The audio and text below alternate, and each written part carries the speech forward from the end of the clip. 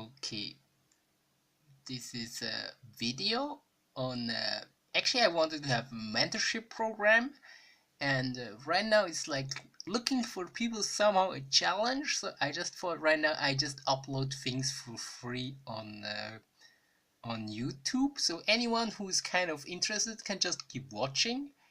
And right now I'm talking about a topic. I call it 13 ingredients of a winning strategy. So whatever you do when it comes to investing is like cooking. You need the right ingredients and you put them in the right order together, and you basically get a winning strategy. So first of all, we are looking on the ingredients, and then we mix it together. And only if you put things in the right order, you have all the ingredients, and then you can make money. And if you're not making money, then you just have to review on the ingredients, or you have to keep reiterating it. So let's look on what are the ingredients, and let's discuss. If you have any question, you can comment and I will try to answer your questions. Okay, so first of all, the first most important thing is a magnetic goal. Magnetic goal is important because it helps you to have a clear picture on what you're expecting and how you will benefit from it. So I mean, what do you want to reach? I mean, do you want to reach financial freedom? Do you want to buy a house? Do you want to buy a car? There is something you want to do.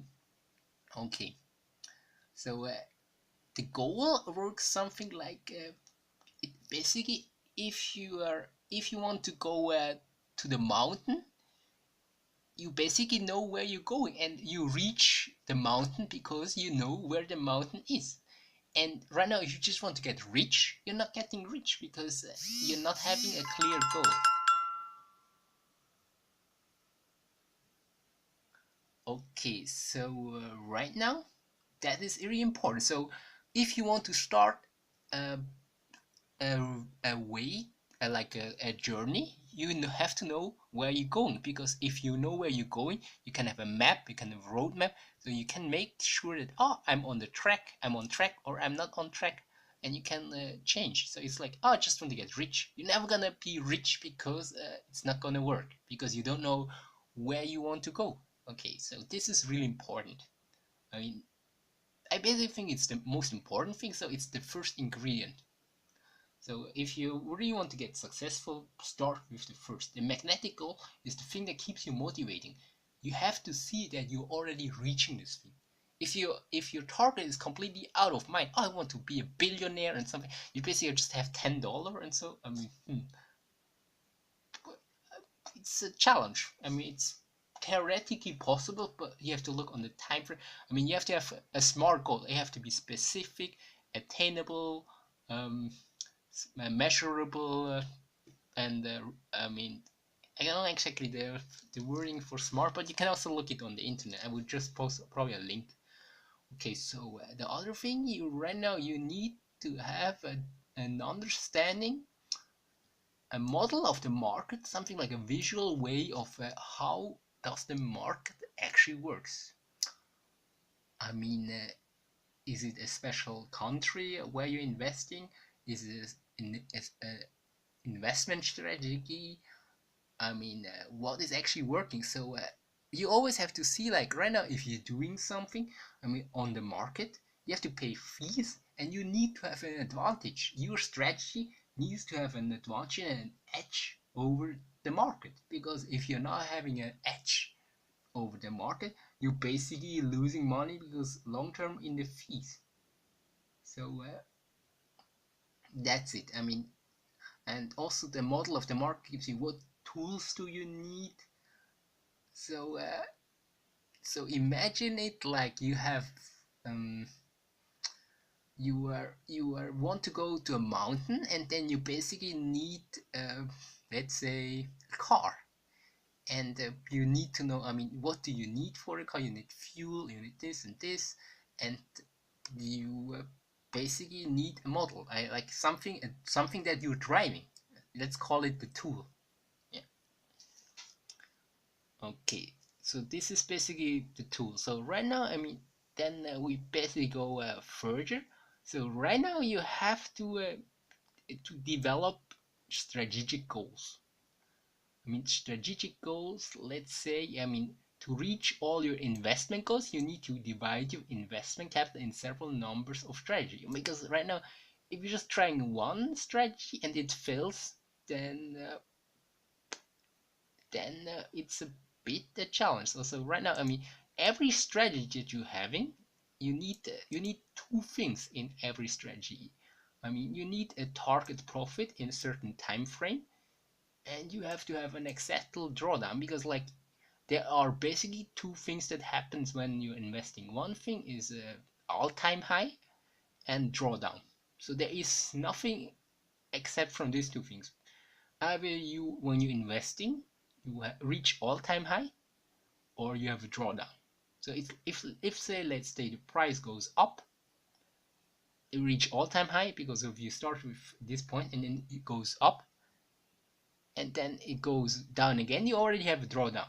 Yeah, I mean you already made some profit, but in the end you have a drawdown. So it's like that is a thing. I mean, you if you basically accept a drawdown, you basically accept a loss. You can already exit the trade, and if you're not having a target, you can basically lose all your profit that you already made. Okay, that's it. I mean, the next thing is position sizing. I mean, position sizing that helps you to reach your goal. Okay, so position sizing is where the magic happens. This is, I mean, how much are you buying one position? Most people don't think about it. I mean, but here is where responsibility for safe trading happens for a good perf. I mean, I strongly recommend to connect it with your target profit. The more you understand about position sizing and uh, and your target profit, you can actually play around. You can even go bigger risk if you understand position sizing and your target. Most people actually do the opposite. They first they actually want to make this and this amount of money, and they don't actually have a clue about position sizing, and this is where they get screwed. Yes, this is where people get screwed often. Okay, right now, I mean, the other thing is recognizing market types. I mean, when you're trading, you always have to see, like, I mean, in what kind of environment am I trading? Am I trading in a bear uh, bear market? Am I trading in a bull market? Because every kind of market situation, I mean, is the market choppy, is reacting different. I mean, for example, I made myself a decision right now in a bear market. I mean, I usually sell fast and I buy slowly, because if right now every time I see price goes up, I sell, and then price goes down long term, and then I can buy anytime. I'm just trying to buy at the lowest point, goes a bit up, I make profit. And in the bull market, I basically do the opposite. So this is, for example, the way I see the market. I mean, bull market, the price goes up, so I don't actually have to sell because it keeps going up. So why should I actually sell if I make profit? So it's like every time I see, oh, there's a small, like a correction, I buy, and then I slowly sell, because if the longer I hold, the more profit I make. Okay, the next thing is mental preparation for an like an elite athletic. I mean, elite sports people have the thing that they are actually visualizing their victory. They are mentalizing, and they actually preparing it. They already, before they even do something, they already know what they are going to do uh, when whatever happens. So they have a plan to do if something goes wrong, and they know what they will do when everything goes good. Yeah. Okay, I mean, here I give you something like an idea, a small, like, let's say a good setup is, for example, a good setup is, for example, you looking for a good entry point. I mean, for example, you are right now in a bull market. I mean, the stock you're buying is 20% undervalued, and your goal is to reach 25% or more on a return on investment. So it's like right now you buying at 20% undervaluation.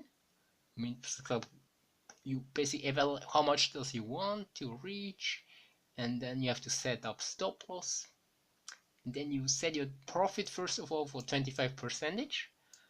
And if you reach that, you can basically draw the stop loss to that level, let's say to 20% profit, and you still you have a stop loss of still 5%, and you can keep it for until you think, I mean, it's gonna hit stop, and you keep and extend adjusting your stop loss. That's possible.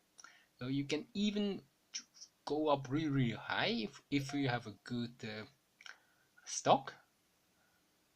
And yeah, I mean, to do this thing, you have to have patience. I mean, it's not the fastest becomes the richest, but actually the person who is the most patient.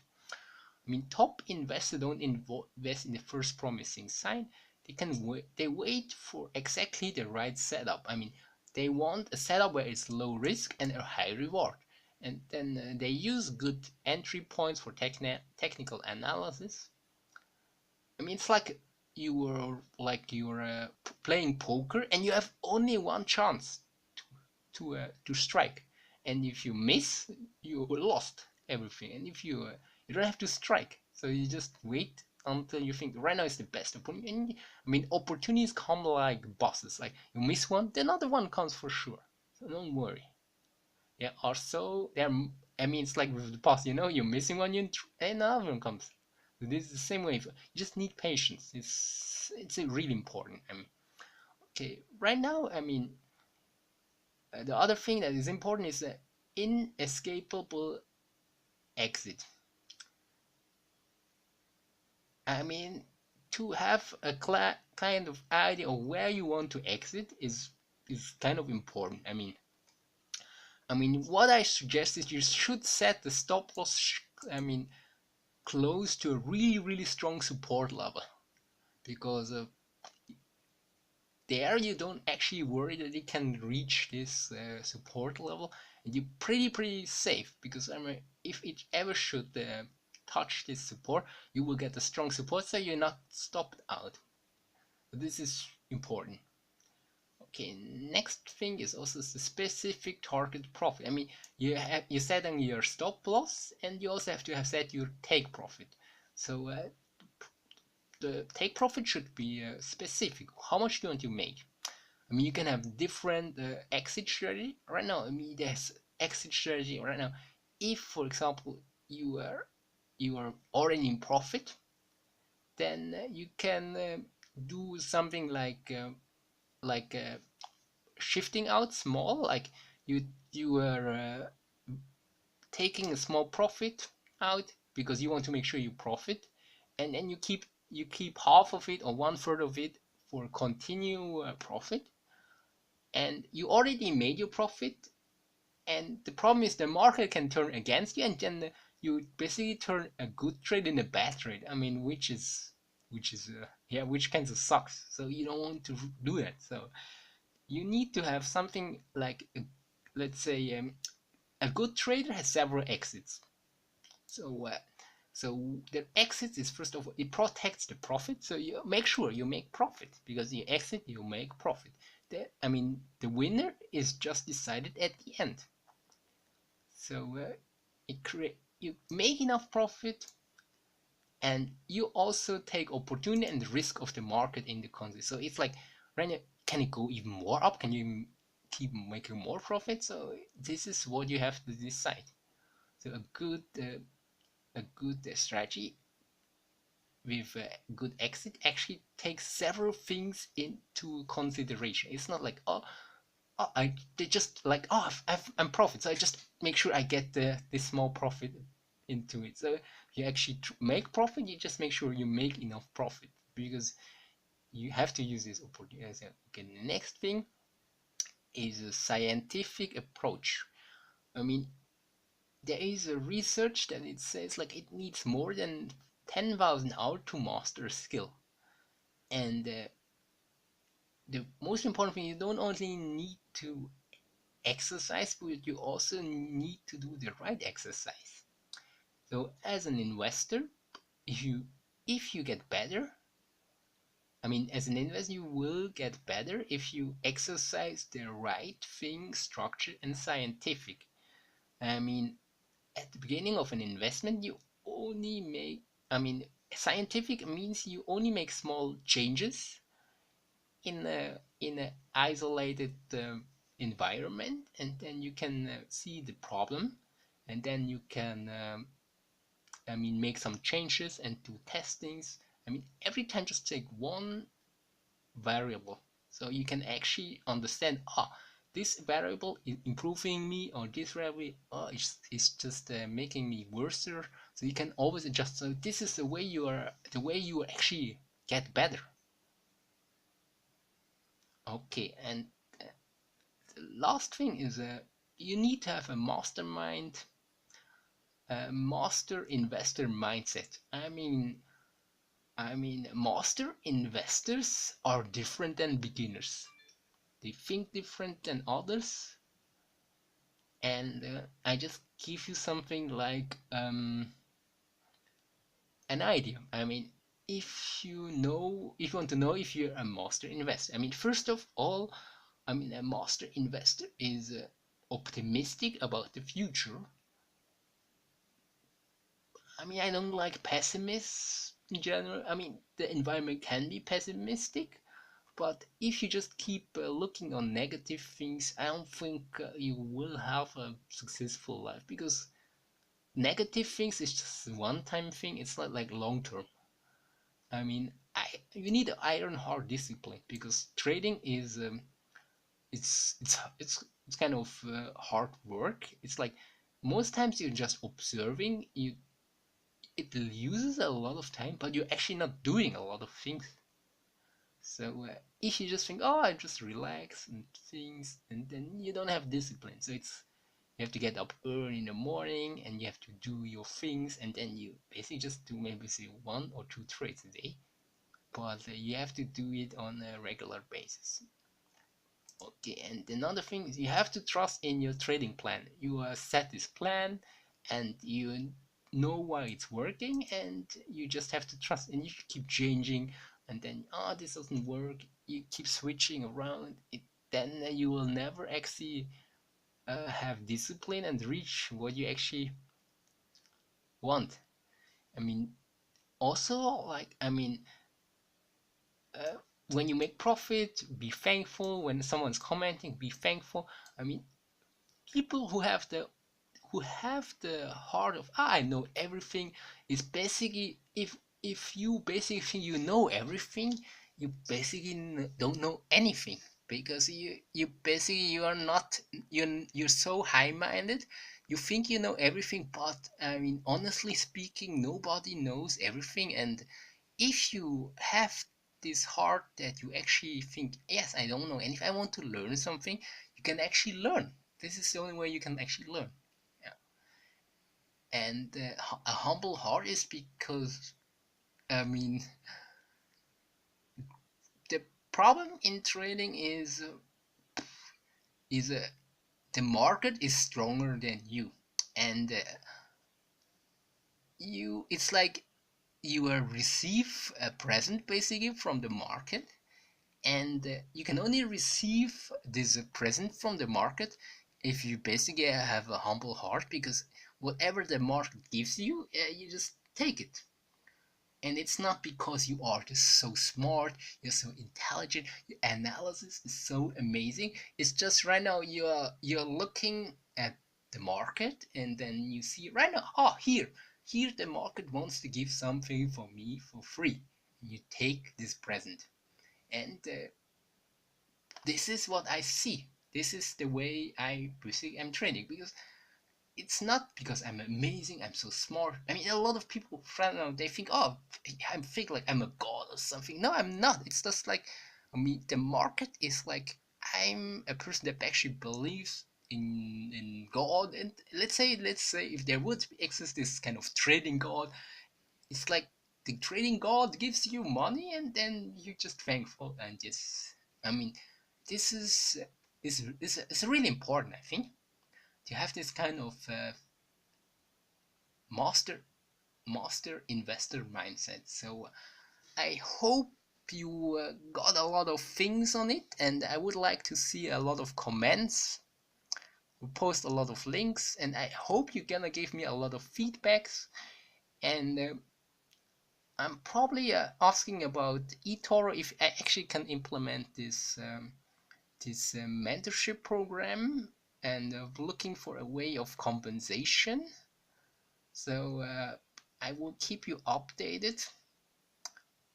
And yes, so up to next time.